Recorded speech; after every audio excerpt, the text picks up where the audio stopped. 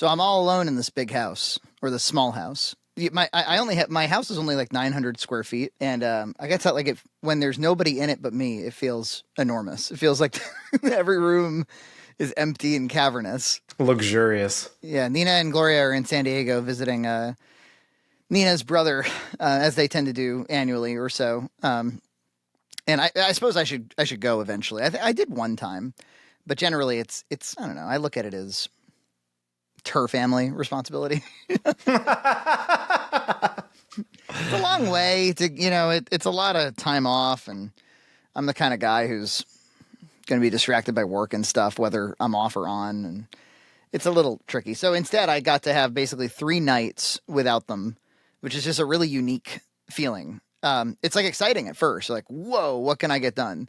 Like, what kind of things have I been staring at for years, going like, I'd like to get that done someday.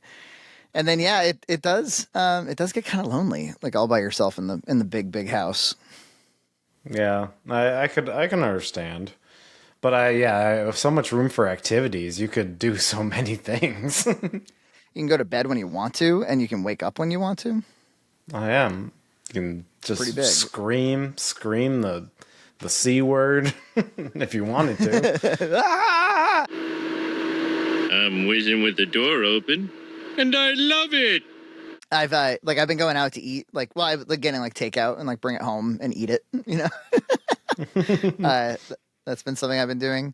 But one thing happened in the world of multimedia and pop culture that depressed me, that I did not anticipate. So, there were a couple, what was it? Gloria is looking forward to a few things in life. We all need things to look forward to in life. Things that are like the next thing that's happening. And when she learned that there was going to be a 25-minute episode of Bluey, she lost her mind. And she saw the trailer, and she started going to, because it was Frisky and Radley, I think it's the brother of Bandit and the sister of Chili, it was something like that. It's the godmother of one of the kids, children. or both of the children, something like that. Yeah. They call her the fairy godmother. Yes. And they, so the trailer just was like Frisky and Radley are getting married. And I think on the last show, we were talking about how like the show is subtle about telling you about what's going on with the adults. It will do it, but it doesn't take a lot of time to. It doesn't go out of its way to tell you what's going on with the adults. It's really all about the children. So the show, I don't think, can be accused of like, oh, it's really for the parents. It's not so much for the kids. I can think of like animated stuff like that where, like Pixar at times, I think normally Pixar strikes a pretty good balance, but at times it's been like, man, that's really like almost more appropriate for like adults than it is for kids. And I think when Shrek came out, that was kind of like the thing, like DreamWorks. Yeah.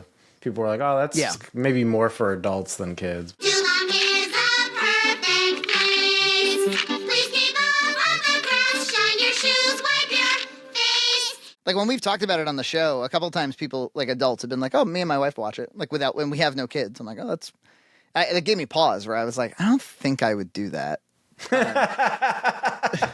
I think it is like decidedly for children, but of course it makes it, it's special to watch it with a child. So, for those who don't know, the episodes tend to be something like 7 minutes, like 8 minutes, something like that. Yeah. And the trailer was, it was for an episode that's going to be 25 minutes long, which in the Bluey verse, that's like feature length. And it was called, it was going to be called The Sign. And they had aired an episode a couple weeks ago that kind of teased it. And it was that they were playing a game, the family, that they were going to sell the house. Look, we've been through this. It's not up to me. Your kids are sticking you in an old codger's home, and they told me to sell it.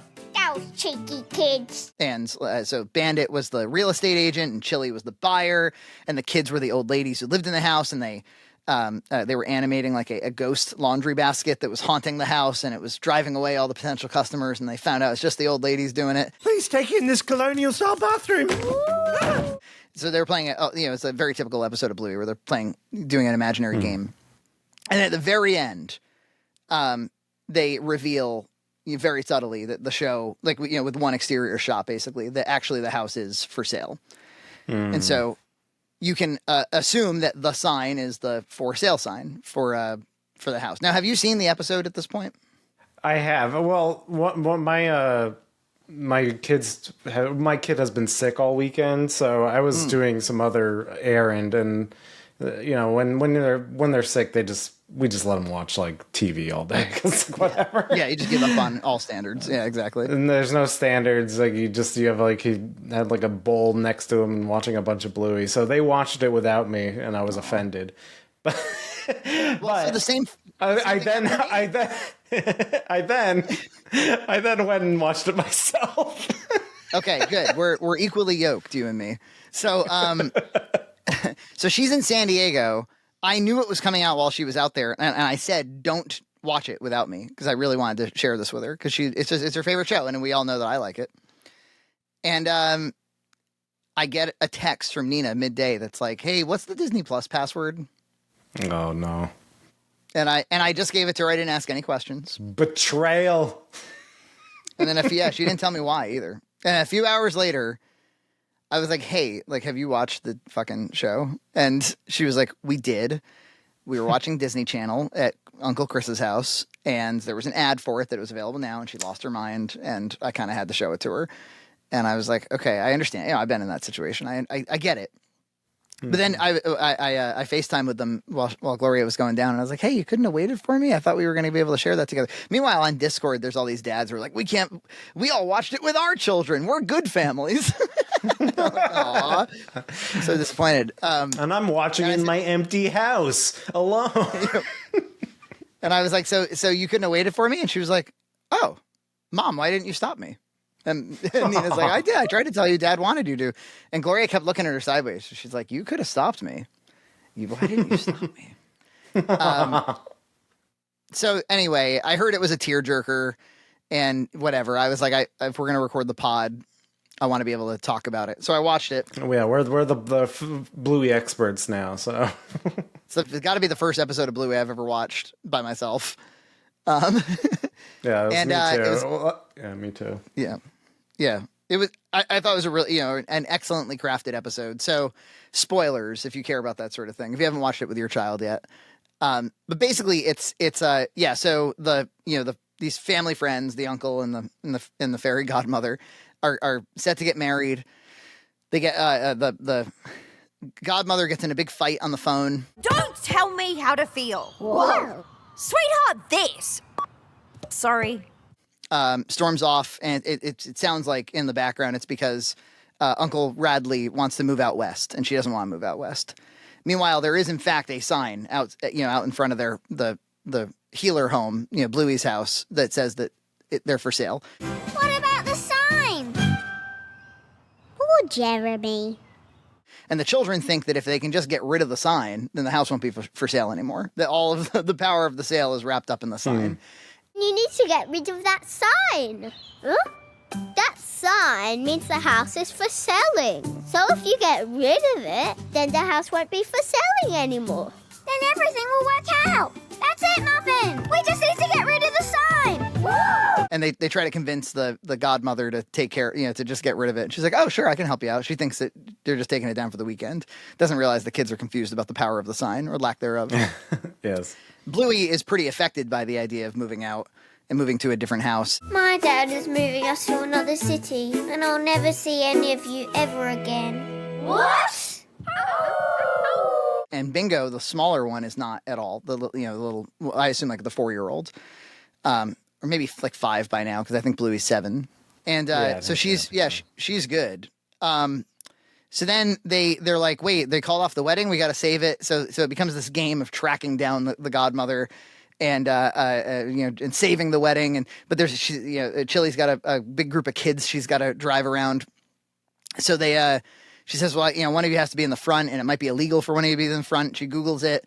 It says, no, like by the age of 4, they can sit up front. So Bluey gets to sit up front. And a lot of the episode is just the excitement of when you get to sit up front when you're a kid. This is the best day of all my life. Well, I'm glad someone's having fun.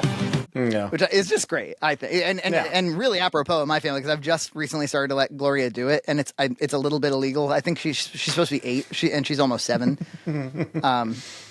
And there's a door. Nina had, like sat in the back a couple of times, and she's like, "It sucks back here. It's like isolating. I can't really hear you guys. Like, this sucks for Gloria back here." Yeah, but Gloria she's like, "Oh, I can hear the music way better." She loves it, and so that was kind of what was going on in this episode. Was Bluey was getting to indulge in front seat privileges. It was the kids in the back seat, were really envious. And so they finally track her down, and it all comes to a head that really nobody wants to move, so the godmother doesn't want her fiance to move. Shilly doesn't want her family to move, but Bandit is doing it for career purposes. Everybody's uncertain. And there becomes this theme that gets brought up of like, well, we don't know if we're making a mistake. We don't know if this is the right thing to do, but we'll see. They start going with this we'll see thing. I guess we'll see. We'll see. Yeah. We'll see. And they pop in the children go up to one of those like binoculars that you see at the at city parks, and they get a coin jammed in there, and it stays jammed in there, which is a setup for later. So the wedding goes through. Uncle Radley decides not to move, and things are cool. And then, but the Healer family's still moving. Bluey gets a shock of reality that like the sign doesn't carry that kind of power. And then Bingo, who has been fine this whole time, it gets broken to her that it turns out the whole time she didn't realize like, oh, you can sell a house and then you have to leave it. She thinks like, oh, we're just selling the house and then we can keep living. She doesn't quite understand. Yeah, she didn't understand the situation fully. We sold the house, remember? So? Bingo, you know that when you sell your house, you have to move out of it, right? What? She hadn't put the whole thing together, yeah. And so then the emotions, the sort of more 4 or 5 year old emotions of that set in, and they really visually kind of stun you with the emptiness of the house and the leaving something that you're not ready to leave yet. So a house is a house. It wasn't long ago I was teaching my daughter that like this doll, that doll, it's what you make of it. You really haven't felt your heart break until you have a 6-year-old in the backseat weeping with these the most bereft tears, trying to stop herself from crying, trying to take it maturely and not being able to, and saying things like, but I went to San Diego with that doll and I was going to bring her to Disney because we're going to Disney World next month. And I was going to put her in my memory box for when I'm a grown up. Jeez. Oh God. This doll, that doll, you can transfer the spirits over to the other doll if you lose one of them. It's no big deal. Transfer your haunted ghost from one house to another, if you got attached to the spirits in this one. And I said, well, let's talk about this for a second. Glorious, the Elf on the Shelf doll, was just one of many, many, many dolls just like her at this Christmas store we went to last year. And it was only when you bought her and you loved her and you imagined with her that she became glorious. I said, so couldn't you do that with any doll? Doesn't it? Aren't we talking about a soul here instead of a body? And she believed me. That's the shocker. She was like, oh yeah. And then she was like anxious to get home to see Rosie. And now Rosie has just been put in play. She is just now the new glorious. Bandit is pretty conflicted as well. And there was a moment where like both of the kind of the fiance and the wife are like, oh, they seem like they are starting to resent their husbands for these decisions, but they never go there. They kind of do like have faith in their husbands, and they which I thought was cool. Am I making a mistake? Probably. But let's make it together. A lesser show would like create more conflict out of it than necessary when families are supposed to be cooperative things. And so the big sort of victorious moment is that even though they're all moved out and everything else, the people that were going to buy the house, they use those binoculars with the jammed coin serendipitously to notice a different house, and they decide upon a different house. So the closing doesn't happen, and Bandit takes the sign, this symbol of oppression, over the family, and he destroys it in the middle of the driveway, and they decide to stay. and it feels very good. It's such a positive feeling at the end of it. So I text Nina.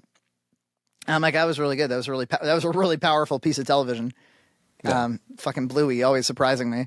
And it shouldn't, but anymore. And we'll get to, I've been watching terrible things lately, so it's another wake up call. Sometimes it doesn't have to be good, Frankie. Sometimes TV just doesn't have to be. You can just watch it, and it's fine. Isn't that the argument we get? It doesn't have to be good. It doesn't have to have any meaning or anything deeper. Say anything deeper about humanity. It could just be. Just be whatever. Some things are just meant to waste life, and that's okay. We've been having a lot of discussions in Discord lately about like standards in media and stuff, and because like you and I and certain others like kind of demand more out of our media, it makes us look like it's Scorsese or nothing for us. No. And I want to like clear the air on that like I love lowbrow stuff and I love low budget stuff and I love, but anything worth your time should be inventive, should be artistic. It doesn't need to be the best movie of all time. It doesn't need to be a cinematic achievement, but you can see in this very simple animation, this very simple short show for children, the power of media, the power of just resonant storytelling. The fact that they made a little 25-minute show that was about sitting up front in the car and not wanting to leave your house. And it's like, we all get that, it's such a shortcut to our hearts, and they know how to do it. And a lot of things don't. Yeah. And Bluey doesn't have the most sophisticated animation. It's basically Flash animation. It's nothing. Yeah. I'm not really all that impressed by the animation. Yeah. Right. The way it tells its stories, the way it conveys, that childhood play, and it's just so masterful. And it's like it's effortless the way they do it. It feels like they just reached for the lowest hanging fruit, and it was the perfect fruit. Like, oh, it was right there. Like, we all have children that need to sit up front someday, and like, isn't that a story? Or like we've all had, there's like adult drama surrounding children, and the children kind of know about it a little bit, but they don't know much about it. And they're mostly just still occupied by their game playing. And that's a story here too. And there's all kinds of subtle stuff throughout it. Like there's the next morning, like after the wedding, like there's a drunk guy in the bushes and stuff. What day is it? What day is it? But Nina, I was like, what do you think? And she was like, I didn't like it as much as I liked a lot of other episodes. I was like, why? And she was like, she's like, I just feel like, is that the message, is to say like, we're, the family's going to abandon its plans? That isn't it kind of punting the issue? Because these children are going to have to learn about loss someday. And she likened it to, there's kind of two movies that often stick in her craw. One is When Harry Met Sally. She feels as though the ending, where they kind of like, the movie does a great job of being like, maybe these two are just destined to be friends. And then it kind of just goes for the broad appeal. Like, no, just have them be together. And that used to chafe against me too a little bit. But as time has gone on, I've been like, well, don't we want to see the man and the woman get together at the end? But so like, fair enough on that one. The one that, and the other one is the Toy Story series, which I completely agree with her on, which is that repeatedly that series introduces the idea of like death and obsolescence, and it keeps giving the characters like a funny little way out of it. Yeah. And then it kind of punts it to a sequel, and then the sequel still has to deal with the inevitability. And so she, it's like, shouldn't a mature story address these inevitable problems? Like, someday you will have to leave the nest. Shouldn't it address that somewhat maturely? Shouldn't these kids have to learn that to some degree? And I said, well, I think that the themes of Bluey, what this show represents and the stories that this show tells, are more about like indulge in the present. I think it's like a big part of what the show is. Like, if your child is being distractible and wants to play an imaginary game, and you got like better shit to do, for your job or something, maybe like pause and play the game. Like, because the present might matter more than the thing that you think is on your to-do list.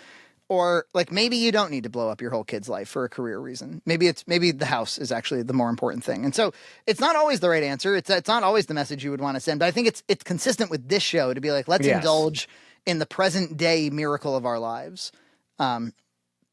And she said to that she said, and I continued. I was like, it's sort of like I feel like the last 30 years have been about, hey, like sometimes parents have to get divorced, kids, and kids are more resilient than you think they are, and like we've kind of been leaning into the like, hey, let's blow up kids' lives, it'll be okay. Yeah, let's make Luke Skywalker a bum on a planet. Everything is deconstructing, everything is falling apart. So it is kind of like a different direction. yeah, and I thought it was right for this show, and her answer to that was, was just valid enough. She was like, I think that's a great message for the adults. She's like, I think the adults should learn to, don't blow up your kids' lives and indulge in the moment and stuff. She's like, but I think she was thinking about it. She was like, so is my kid going to think that like every time we have to make a big family decision that like we're just going to abandon it and throw it to the wind or something? Yeah, and it's not. If you were going to tell that story, it's about change. Like moving is not like that big of a deal. It's not like the most like dramatic thing. Like it's not like a death or anything. So I kind of see Nina's points. Like if you were going to tell a story about like changing from one period of life to the next, that might be a good way to go. Yeah. But I'm real attached to like, but what if we told families that maybe stick with what's working? You know? Like maybe that's the message. Art is so often of the moment, right? It's so often like, what do we need to hear right now? So often comedy is that's a good example of like something is funny because of what's going on right now. And it might, some comedy's evergreen, but a lot of comedy really is just like, that's the laugh I needed. That's the thing. I needed to know other people found that funny, not just me. And I think drama can be like that too, where it's just like with a culture that has a lot of fragmentation in families and a lot of broken routines for children. A story about like let's stick with the routine is I think the story we need. Yeah, or like let's just live a humble little life with this family. Let's not. Oh, how'd you like the moment with Radley where they're like, "Well, what are you gonna do about your job?" And he goes, "I'll find a new one." What about your job? I'll find a new one. Just like men not caring, giving a shit, being so easygoing. I'll find a new one. Find a new one. It's like I could use some of Radley's energy. I was thinking too about Mrs. Doubtfire was one of the early movies for me. Oh yeah, where I was like, so these two aren't going to reconcile this. I mean, I guess after the dude dressed up like a grandma and secretly there's no coming back from that. But throwing fruit at Pierce Brosnan or whatever. Oh dear. But I don't know. I was used to family comedies by that point being like, and in the end they figured out the kids are important to both of them, and they found each other through this ridiculous romp. Yeah, Liar Liar kind of ends that way, right? Yeah, Liar Liar is like the anti-Doubtfire. That's right. But yeah, Doubtfire is a little subversive in that way. It presents the ending like it figured out how to make this family happy, and I'm like, I'm pretty unsatisfied actually. I'm concerned for this family for sure. It's like Robin Williams got to have a TV show like as a cross-dressing grandma. Come on. Like we're gonna somehow like preserve what you've done here. Preserve this lie. That was the Bluey episode. I recommend it to families. You check it out. But if you're about to move, probably don't show them this episode. You're gonna go through with it. Yeah. Just pretend it doesn't exist. Subscribe to Red Cow Entertainment on Patreon for full episodes every other week.